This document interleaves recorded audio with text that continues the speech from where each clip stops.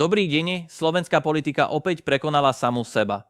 Opozičný politik Alojz Hlina vystúpil v parlamente s prejavom, pri ktorom si jeho kolegovia najprv mysleli, že kritizuje koalíciu. V sále tak zavládol vzácny moment zmätku. Koaliční poslanci boli prekvapení, či protestovať alebo tlieskať. A opoziční kolegovia zasa premýšľali, či ide o predčasný prestup do iného politického tábora. Tak či onak Alojz Hlina dokázal, že na Slovensku už opozícia nemusí čakať na kritiku od vlády.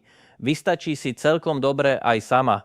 Bol to prejav politickej odvahy? Alebo si Hlina hľadá nové miesto? Tak ma tu máte zasa. Ale teraz chcem prehovoriť k opozičnej čvarge. Čo si to dovolujete kritizovať koalíciu? Ako sa opovažujete? Čo ukazujete opozícia? Vy chcete kritizovať? Pozrite sa do zrkadla.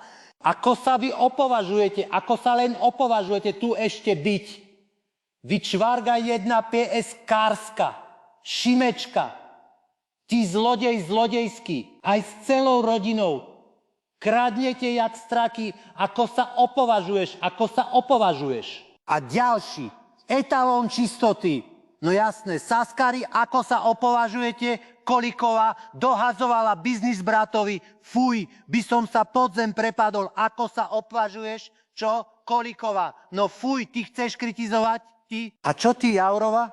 Ďalšia PSK-kárka? Fond na podporu umenia a audiovizuálny fond dlhodobo zvýhodňovaná pri rozdeľovaní podpory.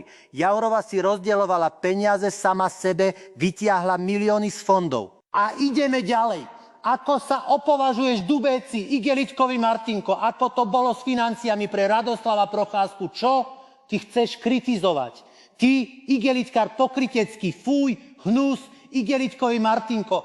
A korunný král podvodov. Kto iný Matovič a celé to jeho olajno, Eurolab, Lambda, Fábia, toto sú skutočné mafiánske praktiky. Ako sa opovažuješ kritizovať mafián, korupčník, zlodej a klamár Matovič? A ty, Pročko, čo si to dovoluješ? Čo si to dovoluješ? Obťažuješ ženy oprzlými poznámkami, obhajuješ plagiátora Matoviča a tie psychopatické výlevy v parlamente, skoro ako moje, dobiehaš ma. Pročko, čo si to dovoluješ? Čo si to len dovoluješ? Matovič vyplatil 40 000 tvojmu synovi z účtu financovaného z verejných zdrojov pridelených za voľby.